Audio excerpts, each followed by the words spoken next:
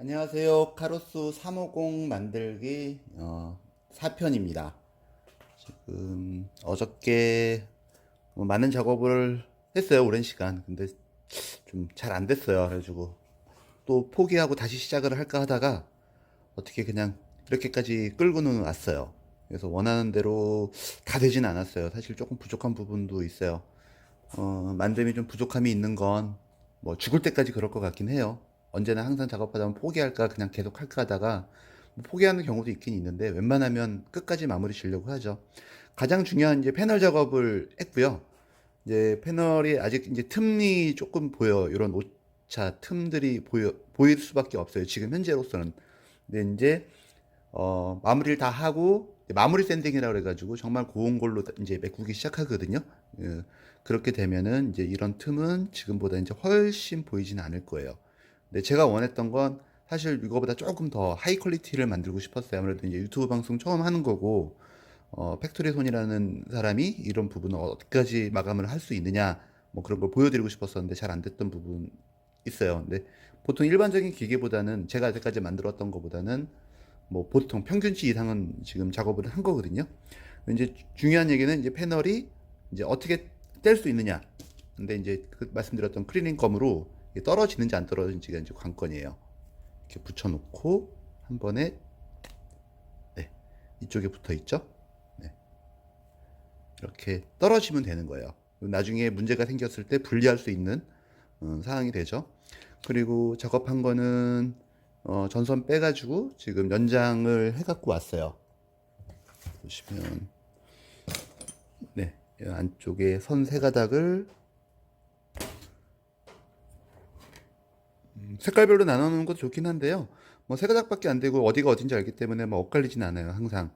그래서 지금 선 세 가닥이 이렇게 뭐 가운데 게 그라운드 얘가 이제 그라운드 이제 마이너스 이게 배터리 플러스 이게 파이어 플러스 그래서 이제 DNA 60에 이제 땜질을 하면 되고요. 아직 스위치는 만들지 못했어요. 이 부분 스위치 오늘 이제 지금 또 작업을 시작을 할 거예요.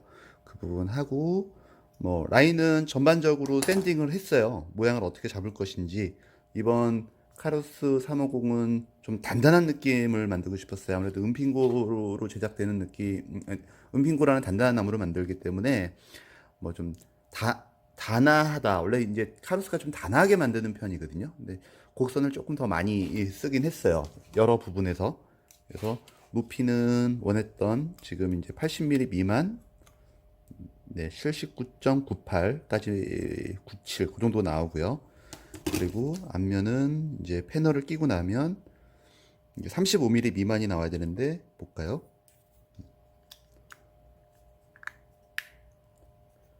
네. 그래서 패널은 34.65 많이 들어갔네요. 네, 35, 지금 한 35 정도까지만 돼도 되는데 아직 샌딩을 좀 몇 군데 더 해야 되거든요. 이제 스위치 만들어지면서 또 이제 같이 샌딩해야 부드럽게 나오는 부분이 있어요. 그래서 아직 그런 부분 측면 샌딩은 이제 마무리 다 못했고요.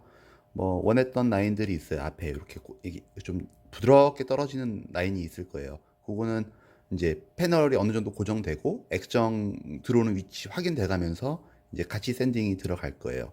밑부분은 네, 네, 원하는 대로 지금 모양이 만들어졌고요. 스위치 이제 누를 수 있게 충분한 그 공간 만들어져 있고요. 그리고 그때 이제 부품 없어서 못했던 나사 이제 그 스텐 나사로 이제 다 바꿔놨고 뭐 이제 스텐 나사 그 510 커넥터가 스탱이거든요. 이제 스탱에 스텐 나사를 이제 넣어놓고 샌딩을 하니까 정말 깨끗하게 잘 나오는 것 같아요. 이게 보통 일반적인 다른 나사를 쓰면 이런 느낌이 안 나와요. 이제 좀 이제 이질감이 좀 많죠. 그리고 나사가 이렇게 이쪽으로 일자든 이쪽으로 일자든 딱 나와야 되는데 뭐 약간 비틀어지는 이유는 뭐 만드는 과정에서 보시면 알겠지만 여기서 이 전선이 따갑고 내려오거든요. 그래서 요 앞면으로 내려와야 되기 때문에 이쪽에다 놓고는 만들 수는 없는 것 같아요. 전면부에다 놓으면 이렇게 놔도 조금 모양이 이상해요. 차라리 그럴 바엔 약간 비틀어지는 게 모양이 더 괜찮은 것 같아요. 제가 보기에는요. 그리고 이번은 카루스가 여기 앞면부 이렇게 좀 많이 좀 깎았어요. 이 부분은 좀 의도된 부분이 좀 있더라고요. 측면 사이드 버튼을 누를 때 여기가 모서리가 조금 강하면 이게 누름이 좀 불편한 것보다 뭐라고 이게 어떻게 설명을 해야 될까? 잠시만요.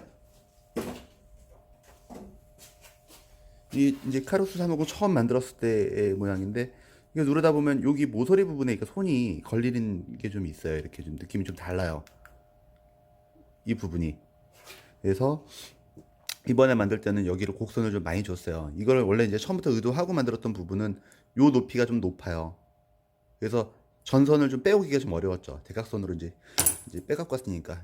이제 처음 만들었을 때도 이 제품도 이제 이카루스 350도 이렇게 빼오긴 했어요. 아래쪽으로. 근데 그렇게까지 의도하진 않았고 처음 디자인대로 이제 만들었었거든요. 근데 요 라인을 깎을 수가 없는 거야. 이게 좁으니까 이 부분이. 여기를 라인을 같이 잡고 들어가면 패널이 같이 샌딩 되게 되잖아요. 그러면 이제 뭐 좀 불안하기 때문에 그냥 요 라인만 좀 부드럽게 만들었었는데 이 모서리 이게 파이어 버튼을 누를 때 이 모서리에 닿는 느낌이 좀 있어요. 뭐 날카로운 건 아니지만 근데 이번 카루스 350은 그래서 이제 그 부분이 모서리에 느껴지지 않게 요 라인을 좀 잡았고요. 그래서 앞면이 이렇게 곡선이 생기고 밑에도 이제 곡선이 생기면 제가 이제 좋아하는 곡선이 있어요. 돛담배 곡선이라고 해야 되나? 이게 도시에 이렇게 탁 펼쳐지는 그런 느낌이 있어요. 이런 예전에 만들었던 이거는 이제 그리퍼 디자인이긴 한데요. 이제 이렇게 요런 라인이 있어요. 이렇게 얘는 처음부터 이제 아예 그 디자인을 놓고서 이제 만들었기 때문에 이제 제대로 표현이 됐고 그 크기나 높이 모든 부분에 대해서 이제 사실 뭐 중요하진 않았어요. 커도 상관없었어요. 어떤 제가 원했던 디자인이 있었기 때문에 디자인적으로만 만들어진 거고요. 카루스 350은 디자인보다도 여름이잖아요. 여름에 사실 너무 길거나 폭이 넓은 모드기를 이렇게 남자가 가지고 다니기는 좀 불편해요. 가방을 안 들고 다니잖아요. 다 바지 주머니에 들어가야 되는데 이렇게 지금 높이만 해도 차이가 좀 많이 나죠. 네, 폭은 비슷할 거야 아마. 네. 뭐 높이는 뭐 거의 비슷한데 이제 높이가 많이 높아지고 하다 보니까 가지고 다니기가 불편해요. 그래서 잘 안 갖고 다녀요. 지금 겨울에는 자주 쓰거든요.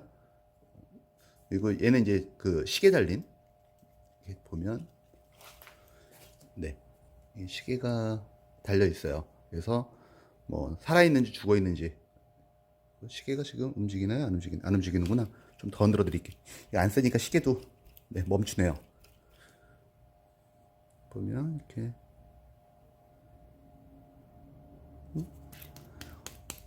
비싼 시계인데 이제 움직이기 시작하네요. 태양 감는 건 없고요. 네, 시계 움직이는 게 보이네요. 네, 그냥 내가 살아서 움직이면 얘도 같이 살아 있다는 어떤 그런 뜻으로 만들었어요. 그리고 이제 그 처음에 설명드렸던 DNA 60칩의 이제 그 일반적인 버튼과 업다운 스위치가 이제 있는 그런 모델이죠. 따로 스위치를 만들지는 않았어요. 그 당시만 해도 이게 35mm, 얘도 한 35mm 나오거든요. 그 좁은 공간 안에 이렇게 업다운 스위치하고 사이드 버튼을 따로 이렇게 단다는 게 사실 그렇게 쉽지는 않은 일이어가지고 그냥 디자인이 우선이었기 때문에 디자인적으로 만든 네, 그리퍼입니다. 이제 다음 작업은 이제 파이어 스위치랑 뭐 몇 가지 작업을 또 해갖고 올 거거든요. 그 스위치는 만드는데 그것도 한 몇 시간 걸리는 것 같아요. 메인 스위치도 아마 올해부터 바뀌었어요. 저희가 쓰는 방식 자체가 불량 나지 않게 그리고 터치감도 언제나 항상 똑같이 하기 위해서 그래서 그 스위치 만들어 설명하면서 그 다음 작업 이어서 해보겠습니다.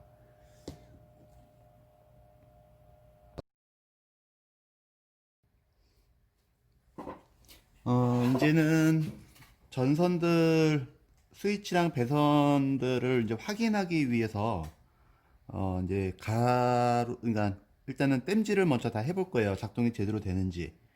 조립해놓고 나서 작동 안 되면은 골치 아프잖아요. 그래서 지금 제대로 모든 것들이 됐는지 스위치가 작동을 하는지 확인할 거예요. 땜질하기 전에 간단하게 설명해 드릴 거는 밑에 이렇게 5핀이 있어요. 이렇게 하나, 둘, 셋, 넷, 5개. 얘네들은 그 USB하고 연결돼요. 그래서 뭐 처음에 말씀드린 것처럼 데이터를 바꾸건 충전을 하던 하면은 이 얘를 연결을 해줘야 되는데 뭐 저희는 이제 배터리를 이제 바꿀 수 있는 거잖아요. 그래서 굳이 뭐 충전 저 단자를 달지는 않을 거예요. 그리고 위에 보시면 여기 이렇게 6개 또 핀이 있어요. 여기 이제 이게 그라운드고 이게 파이어 전원인데 이거 빼고 이렇게 6개가 있어요. 왼쪽 2개는 업다운 중에서 이제 다운이 되는 거고요. 오른쪽 2개는 그 업이 되는 거고요. 가운데 2개는 이제 파이어 스위치로 연결이 돼요. 근데 이제 여기 두 번째랑 다섯 번째는 그냥 그라운드예요. 그래서 요거는 사실 하나만 연결해도 돼요. 여기 업다운 스위치에서 보면은 여기 색깔 약간 다른 게 있는데 전선 중에서 여기 요 이 전선을 2개를 점퍼를 했어요. 그래서 같이 이제 그것만 그라운드로 가고요. 나머지는 이제 업다운으로 연결되면 되고요. 이제 파이어 스위치 연결하고 그 다음에 이제 전원 한번 연결해 보겠습니다.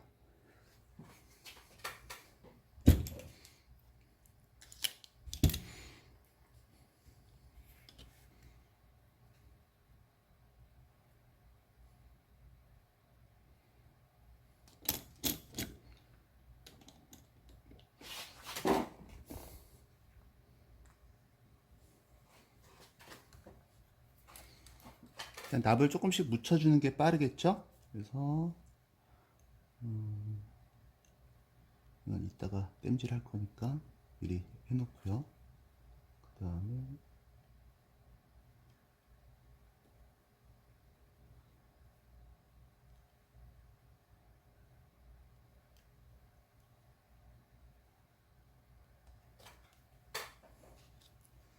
일단은 업다운부터 연결할게요. 아까 말했던 그라운드부터 땜질을 하겠습니다.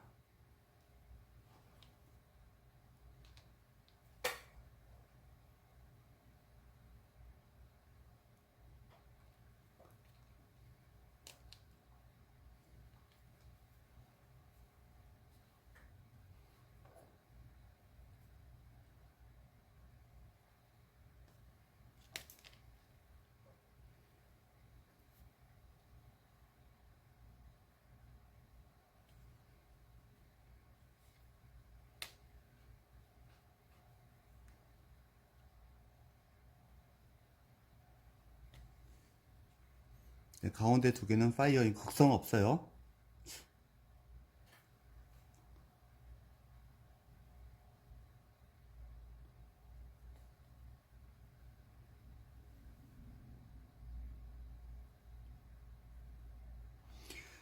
그 다음에 이제 메인 전원은 아래쪽이에요.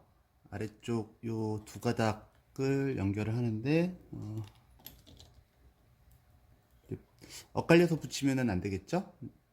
일단 그라운드부터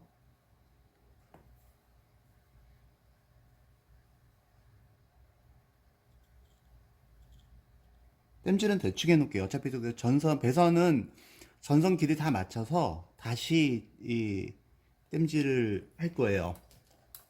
일단은 확인하는 거니까 좀 엉성하게 해도 크게 문제 없을 것 같아요.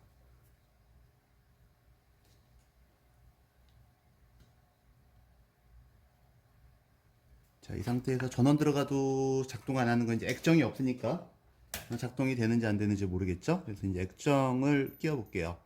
액정에서 불량이 참 많이 나요. 액정이 선도 잘 끊어지고, 그리고 이번에 받은 거는 확인해 보니까 불량이더라고요. 액정 한 줄이 나갔어요. 전 여분의 액정이 있어서 크게 문제는 되진 않는데, 액정을 꽂으면서도 많은 분들이 불량된다고 하시더라고요. 이렇게 틀어져서 꽂고 전원 키면은 왜 고장 난다고 하는데 저는 여태까지 그런 적은 없었어요. 집어넣어주고, 이제 전원을 넣어도 이제 그 작동은 안 해요. DNA 60은 파이어 버튼이 움직여야지만 돼요. 그래서 이제 배터리 잠가 볼게요.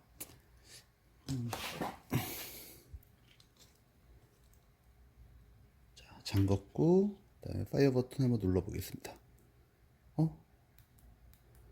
작동 안 하네요. 뭐가 잘못된 거지? 일단 배터리부터 떼고,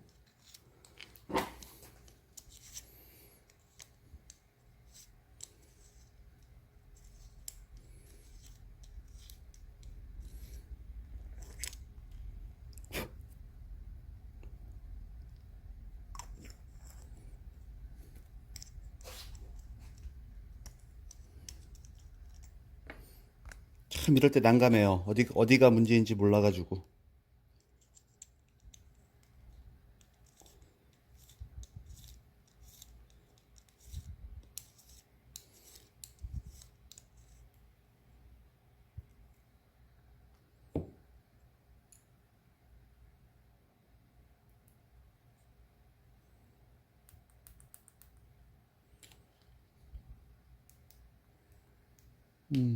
일단은 중지. 짠! 네, 문제 있었던 거 고쳐갖고 왔어요. 그 파이어 버튼 접지 문제였어요. 제가 접지를 그러니까 이게 지금 와이어가 이 전선들이 사실 이어폰 전선이에요. 여기 보시면 이제 이게 이어폰, 삼성 이어폰이거든요. 이어폰을 뜯으면 5가닥이 나와요. 이렇게. 그래가지고 그 전선이 아니죠. 이거 정확하게 코일이죠. 이렇게 그 코팅이 되어 있는 거예요. 그래서 전기는 통하지 않는데 굉장히 플렉시블하고 뭐 잘 응용하면 써먹을 때가 굉장히 많아요. 그래서 저는 모드기 안에 이 업다운 스위치나 이제 파이어 스위치 같은 경우는 사실 전류량이 굉장히 적어요. 뭐 정말 이건 전기만 통하면 되는 거거든요. 더 얇은 전선으로 해도 전혀 문제가 없어요. 단지 그게 끊어지지만 않으면 되는 거니까요, 안에서. 예, 그래서 요걸로 이렇게 연결하는데 이게 그냥 땜질을 하면 땜질이 된 것 같은데 사실 그 에나멜이 녹아야 돼요.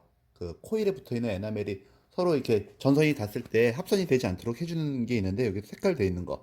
근데 이제 됐다고 생각을 했는데 이제 아까 전에 테스트 해보니까 이제 그 부분이 문제가 있어서 이게 제대로 이제 땜질이 안 돼가지고 파이어 버튼이 안 눌렸던 거예요. DNA60은 전원을 집어넣어도 파이어 버튼을 누르기 전에는 아무것도 작동을 안 해요. 그래서 저번에 말씀드렸던 그 이제 팩토리 손 제 이름 이니셜 넣어놨고요. 이제 한번 볼까요? 네, 팩토리 손이라고 이제 네 DNA 60 이렇게 뜨네요. 그리고 이제 업다운 스위치는 여기 있어요. 업이구나. 이게 다운 내려가고 정상적으로. 근데 올라가기만 하면 네 올라가네요. 그래서는 이제 파이어 요 선 하나 남았어요. 요 하나만 이제 저 윗부분에다가 이제 연결해주면 배선 정리는 이제 다 돼요. 그래서 이제 제자리들 다 잡고 고정하고 다시 한번 또 영상을 촬영해 보겠습니다. 이제 조립이 다 됐어요. 액정도 그렇고 업다운 스위치도 이제 설정 잘 되고요. 이제 전원 한번 켜보겠습니다. 네, 파이어 잘 되고요. 다운, 업. 사실 이 내부를 보여드리기 싫어요. 지저분해요. 그래서 이게 싫어서 저도 이런 게 이게 오히려 이렇게 공중에다 집 짓는 것처럼 막 얼키설키 이렇게 올라오는 거 있거든요. 이거 시간이 꽤 걸려요. 이렇게 어, 씹히지도 않아야 되고 뭐 하지도 않고 전선도 두꺼우니까 잘 이제 접히지도 않고 더군다나 이렇게 만들다 보면 액정이 이렇게 접히는 부분들 있잖아요. 여기 잘 끊어져요. 그래서 불량도 굉장히 많이 나요. 그래서 이런 걸 만들어 본 적이 있어요. 3D 프린터에 있어서 이렇게 이 안에 이제 기판을 집어넣고요. 칩을 집어넣고 여기 액정을 집어넣는 게 이제 뜯어지면 이제 액정이 딱 들어가는 자리가 나오는데 액정을 집어넣고 만들었었어요. 근데 이게 말이 안 돼. 그러니까 크기를 크게 만들면 상관이 없어요. 뭐 이렇게 이런 구조가 아니라 뭐 기성품들 큰 것들 있잖아요. 그런 거를 만들면 이런 보드 받침대 이런 것들을 이렇게 갖다 끼면 그냥 되게 하면 되는데 여기 보이시면 이 좁은 공간에 선이 몇 가닥이죠? 하나, 둘, 셋, 어, 셋에다가 8가닥이네요. 이제 8가닥이 이제 위아래로 이제 왔다 갔다. 전선수는 그닥 많진 않네요. 근데 이제 액정 또 뒤로 들어와야 되는 공간이 있고 하다 보니까, 음, 그렇게 이런 구조물을 만들어가지고 이렇게 딱 낀다는 게, 쉽지 않은 일인 것 같아요. 그러니까 크게 만들면 쉬워요. 작게 만드는 게 어려운 거지. 그래서 세상에서 제일 작은 원목 우두기가 아마 카로스 350이지 않을까 이렇게 말을 해보고 싶어요. 더 작은 거, 그러니까 DNA 칩이 됐던 어떤 칩이 들어가는 모드기들 중에서 더 작은 게 있을까? 뭐 그런 생각이 들어봐요. 이렇게 그다음에 이제 이 패널 이제 고생해서 만들었었는데 한번 올려볼게요. 이렇게 네. 근데 아쉽게 지금 뭐 다 안 보이죠?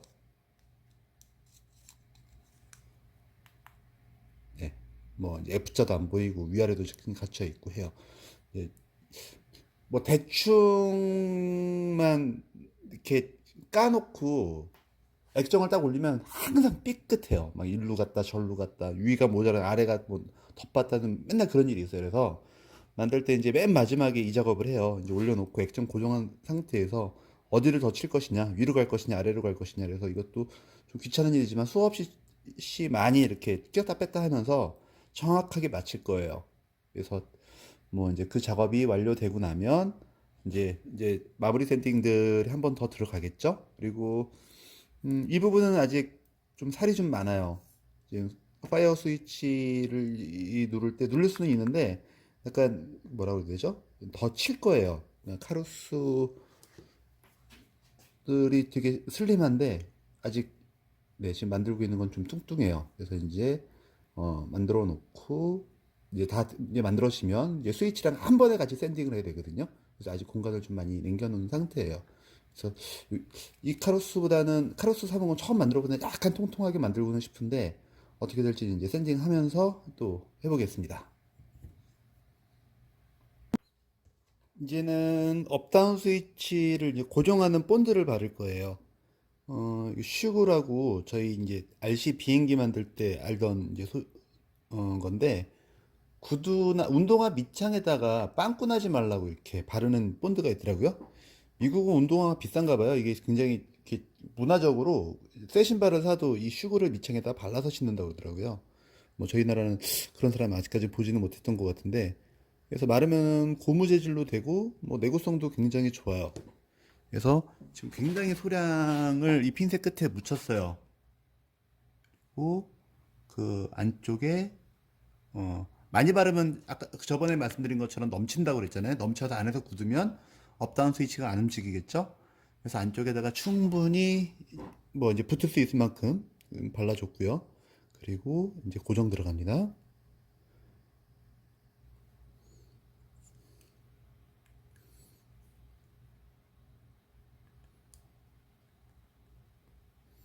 자, 다시 한번 꽉 눌렀습니다. 그리고 한 번 더. 이 고무기가 있어서 사실 이 정도 충격에 그러니까 안 마른다고 해도 이 정도 충격에는 떨어지면 안 돼요. 마르고 나면 택도 없이 안 떨어지겠지만 혹시나 싶어서 네, 지금 네, 돌출된 곳은 없네요. 뭐 스위치 이 정도면은 충분할 것 같아요. 이제 마르고 나면 더 튼튼하겠죠? 뭐 다운 스위치도 아니 메인 스위치도 지금 작동 잘 되고요. 홀드.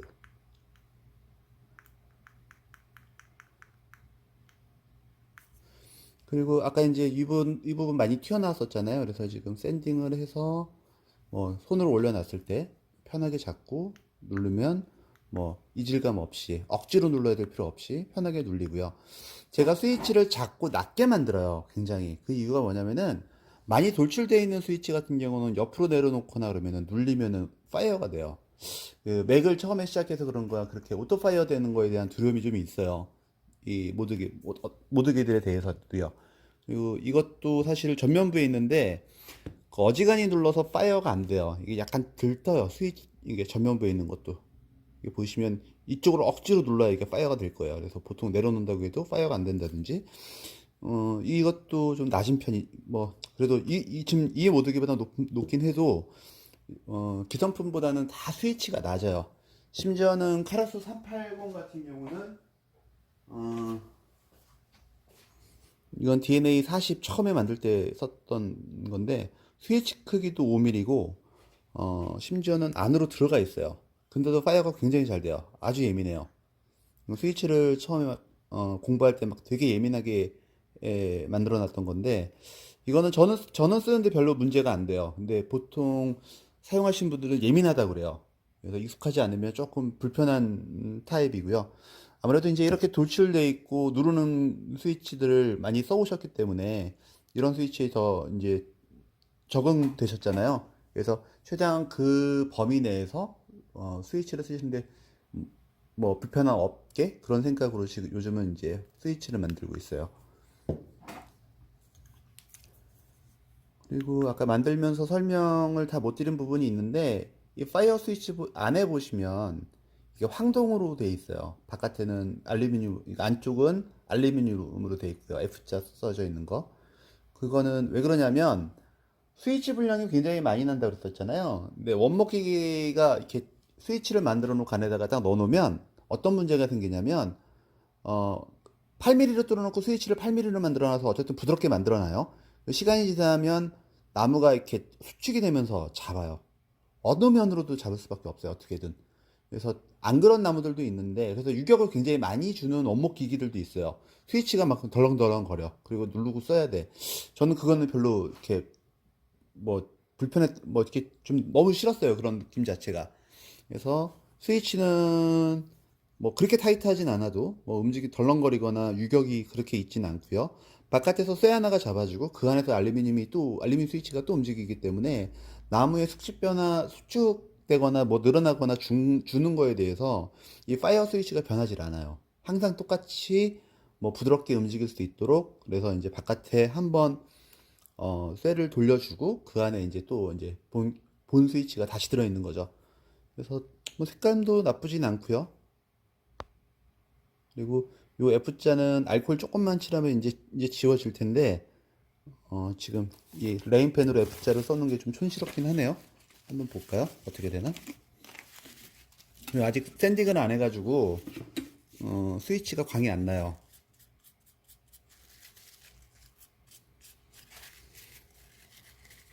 아이고, 나무에다가 알코올 먹으면 그렇게 좋진 않은데 빨리 닦아내야겠네요.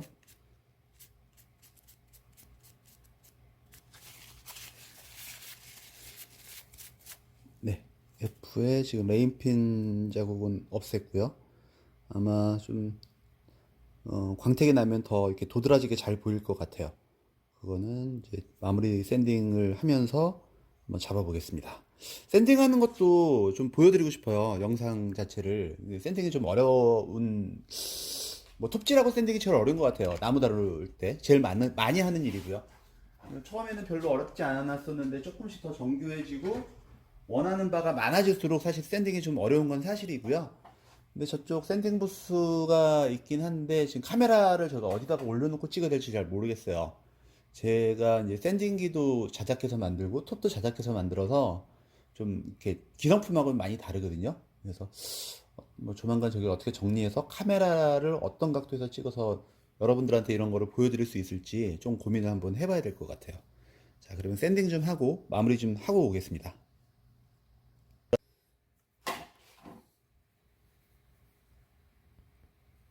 지금 여기까지가 사포 샌딩으로 광을 잡을 수 있는 한계인 것 같아요. 좀 방수가 굉장히 낮은, 그러니까 높은 방수죠. 어, 80방, 120방, 150방, 300방, 600방, 그리고 이제 어, 1500방, 그리고 마지막 6000방까지 이렇게 올리면 뭐 이렇게 나무가 이제 광이 나요. 이거는 따로 오일을 칠하거나 뭐 아무런 그 화공약품이나 오일 같은 게 전혀 없는 상태예요. 그냥 나무 자체의 광이에요.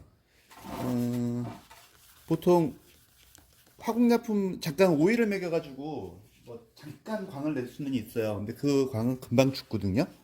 그래서 나무 자체 광을 내고 나무 자체가 이제 광이 충분히 나고 난 다음에 마지막으로 왁스나 오일로 광을 이제 유지하거나 나무를 좀 보호해주는. 근데 은핀거는 오일 잘 안 먹어요, 사실.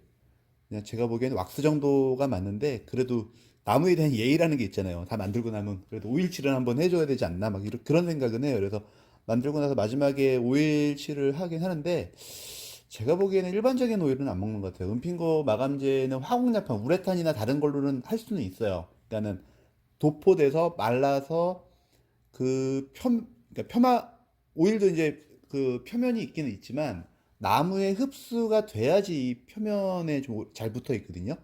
근데 은핑고는 뭐 오일 자체를 먹지를 않으니까 어지간히 발라갖고 된 적이 없어요. 좀 시간 된 것 같아도 시간이 지나서 또 이렇게 막 광택을 내보고 밀면 오일은 다 사라지고 또 나무만 남아요. 그래서 좀 뭐 그리고 오일이 잘 떨어지고요.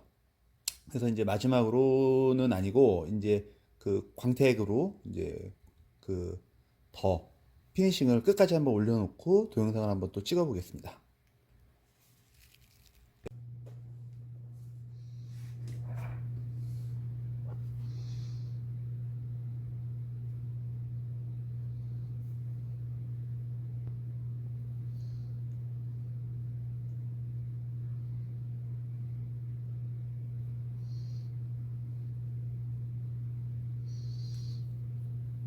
네, 카루스 350을 다 만들었습니다.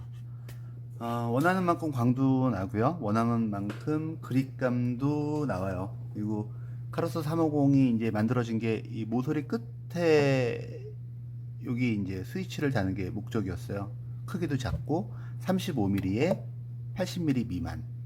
폭은 사실 줄이는 건 이쪽 폭으로 줄이는 건 문제 안 돼요. 뭐, 뭐 뭐죠? 이 22mm 510 커넥터 뭐보다는 약간 두껍게 만들면 되는, 무조건 두껍게 조금 1mm든 2mm든 두껍게 만들면 되는 거니까 문제는 안 되는데, 그래도 그냥 손에 잡았을 때 묵직하다, 그리고 이렇게 휘어 감는 거죠. 이렇게 휘어 감는 느낌. 모서리 끝에 있어서 스위치 누르는 거는 진짜 고민 안 하셔도 될 것 같아요. 보통 작은 기계들은 스위치가 여기쯤 있어요. 이렇게 그래가지고 이렇게 파이어 버튼을 찾게 돼요. 손을 내려가지고 이렇게 찾거나 아니면은 여기 마디 끝으로 이렇게 누르게 되더라고요. 어지간한 기계들이 다 그랬던 것 같아요. 근데 끝에 있다 보니까 뭐 마디를 찾을 것도 없고요. 그냥 모서리 끝에 손을 갖다 대고 그냥 누르시면 돼요. 반대쪽도 뭐 그냥, 반대쪽은 찾아야 되네요. 뭐 보통 누르는 것처럼 눌러야 되고, 왼손 같은 경우도 그냥 검지 끝에 바로 손에 잡혀요. 그래서 검지 끝으로 누르셔도 되고요. 뭐 반대로 잡아도 엄지 누르는데 크게 불편하진 않아요. 근데 오른손, 아무래도 이제 오른손잡이로 만들었으니까 오른손 끝이 제일 편하네요. 여기 잡아서 이제 파이어 버튼 찾아서 누르는 게요. 어, 재밌었어요. 한 5, 6일 동안 이 카루소 350 만드는 내내 좀 그래도 영상을 찍으면서 만드는 거니까 최대한 퀄리티를 한번 올려보자라는 욕심을 가지고서 만들었는데, 항상 욕심이 많으면 탈도 많죠. 그래서 요 제가 제일 공을 많이 들였던 부분 아마 이 패널일 거예요. 근데 이 패널에 태평량이 있어요, 사실. 저도 이것 때문에 스트레스 많이 받아요. 여기 근데 어쩔 수는 없죠. 두 개의 나무를 이렇게 이어서 끼워 넣은 거기 때문에 이런 자국이 없을 수는 없어요. 근데 이거보다 더 줄이고 싶었어요, 욕심은. 내가 여태까지 해본 것 중에서 제일 많이 줄여보자라는 어떤 욕심에서 시작을 했었는데, 뭐 지금 동영상에서 보이는 이런 태평양 같은 큰 틈은 아니어도 이런 자국들이 항상 이걸 어떻게 더 없앨 수 있을까? 방법은 있습니다. 보통 일반적인 해외 모더들이 하는 방법 중에서 이렇게 배터리 튜브가 뒤로 나오는 거 있잖아요. 근데 저는 배터리 튜브 뒤로 나오는 거 별로 안 좋아해요. 그 쇠가 닿는 느낌도 싫고요. 요 밑에도 잘 깨지는 것도 잘 깨지는 건데, 왜 그 디자인을 고집하는지 모르겠어요. 저는 뭐 이렇게 눈에 이렇게 이쁘다는 생각 못 들어요. 이렇게 저는 제작을 왜 그렇게 했는지 알고 있잖아요. 그러니까 뭐 배터리 튜브 부분을 이만큼 파놓으면 뒤에서 밀링으로 들어가서 액정 자리랑 이제 기판 자리랑 어지간한 자리를 다 파서 뒤에다가 이렇게 넣고 전선 연결하고 배터리 튜브를 끼면 되는 거예요. 그러면은 어쩔 수 없이 이거보다 두꺼워질 수밖에 없는 것도 사실이고, 어, 나름대로 뭐 만드는 데는 뭐 편하죠. 패널을 안 만들어도 되고, 그다음에 어차피 뭐 대부분의 기계들이 CNC로 작업을 하기 때문에 뭐 데이터 갖고 해놓으면 뭐 위치 정확하게 구멍 뚫리고 그냥 갖다 붙이기만 하면 되니까 그런다고는 하는데, 저는 그 디자인을 별로 안 좋아해요. 이렇게 나무 전체로 돼 있어서 이렇게 손을 감싸는 걸 좋아해요. 겨울에 쇠모드기 잡아보신 분들 알겠지만, 솔직히 뭐 제 체온을 뺏어간 모드기면 그나마 괜찮은데, 식어 있는 모드기를 만졌을 때 그 느낌 있잖아요. 손에 만지기 싫어. 그- 그런 것들 때문에 저는 또 원목 모드기를 좋아하는데, 뭐 쇠가 돌출되어 있는, 튜브가 돌출되어 있는 걸 별로 안 좋아했던 것 같아요. 그리고 이렇게 광이 나 있는 모드기는 가지고 다니기 되게 힘들어요. 이 주머니 넣어 갖고 다니면 동전, 열쇠, 뭐 다른 거에 부딪히면 다 기스나요. 그래서 저는 이렇게 광난 제품들, 광을 많이 내는 것들을 잘 안 가지고 다녀요. 제가 원하는 제가 보통 갖고 다니는 이게 카로스 380 원래 원본, 이것도 제일 처음에 만들었던 모드기인데 한 이 정도? 또 동영상으로 보니까 얘도 광은 많긴 한데 두 개 한번 볼까요? 이렇게 보면 네, 얘는 뭐 그냥 갖고 다니면서 별로 부담 없어요. 그리고 얘는 한 얼마 전에 시약이란 말을 안 할게요. 마감을 다시 한번 했어요. 오래돼가지고 또 이제 때 빼고 광을 냈는데, 그리고 잘 안 갖고 다녔어요. 아직 광이 좀 많이 그대로 좀 있긴 있어요. 그래도 이 정도 이상 광을 잘 안 내요. 그리고 이거는 제가 요즘 이제 카로스 350 만들어서 가지고 다녔다. 근데 요 정도가 편해요. 그냥 손톱 끝으로 이렇게 막 문질러도 기스가 네, 보이죠. 근데 이거 그냥 몇 번 뭐 문지르고 다니면 별로 티도 안 나요. 뭐 동전에 긁혀도 별로 티 안 나고요. 근데 이렇게 번쩍번쩍 하는 건 이게 손톱으로 이렇게 하거나 뭐 동전으로 몇 번 이렇게 뜩뜩 그으면 네, 이렇게 자국이 남죠. 그래서 하이엔드 모드기 가지고 다니시는 분들 중에서 많은 분들이 이렇게 파우치에다 넣어 갖고 다니세요. 또 이게 결과적으로 커지는 거잖아요. 제가 주머니 편하게 넣어 갖고 다니려고 만들었던 건데. 근데 이제 유튜브 동영상을 만들기 위해서 한번 제가 낼 수 있는 광을 최대한 한번 내봤어요.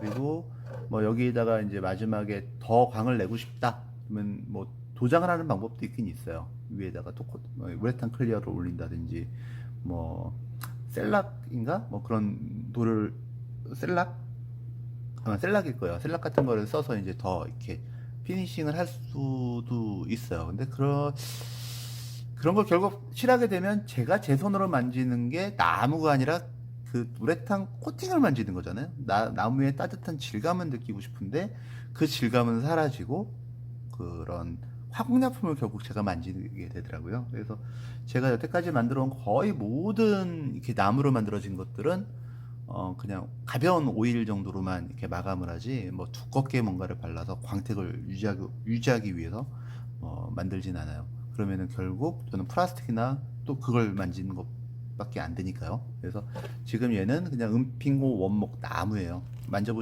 이 촉감을 말로 설명을 어떻게 해야 되죠? 설명 못 하겠어요. 뭐 맨들맨들한 건 뭐 맞아요. 근데 이 따뜻함이라는 게 있어요, 나무에. 그래서 뭐 오늘 여기서 일단 제 카로스 350의 자랑은 이야기는 이제 그만하고요. 저는 모더 생활한 지 한 2년 좀 넘었고요. 2년 넘었죠. 네, 재작년 5월 달부터 네, 만들기 시작했으니까. 그래서 그 한 십몇 년, 거의 한 제작하면서 살았던 거 한 십몇 년 정도 된 것 같아요. 뭐 그전에도 만드는 거 굉장히 좋아했었지만 지금 제가 31살 때인가 시작을 해가지고 지금 48이니까 한 15년 이상 됐는데 한참 됐구나. 네. 그 정도를 제가 이렇게 만들고 싶은 거를 만들면서 살고 있어요. 이렇게 또 직업이고요. 특이한 거를 많이 만들고요. 제가 만들고자 하는 것들이 있으면 그거를 만들기 위한 기계들이 있잖아요. 그것들도 직접 만들어서 사용을 해요. 그래서 영상에 잠깐 나오는 그 그레이빙 장비 있잖아요. 그것도 제가 뭐 하나부터 열까지 거의 다 만들어서 이렇게 만들어져 있는데, 기성품을 사서 만드는 것도 좋은 방법이에요. 근데 기성품을 사서 만들어서 그걸로 연습을 해서 하면은 그 다른 사람이 했던 거에서 벗어나질 못했던 것 같아요.